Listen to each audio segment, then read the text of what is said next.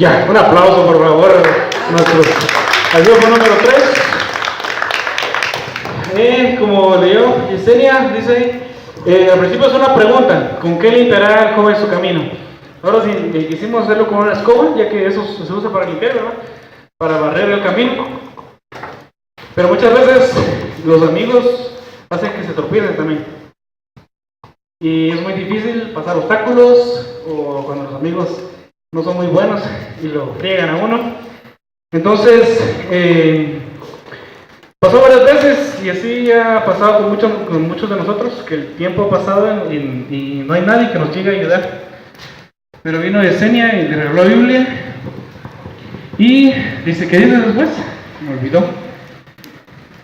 Dice, ¿con qué limpiará el joven su camino? Con guardar su palabra, ¿verdad? Sabemos que la Biblia es la solución de todos los problemas, y eso lo ayudó a Diego para que él pudiera pasar bien por su camino y poder sobrepasar cada obstáculo. Gracias.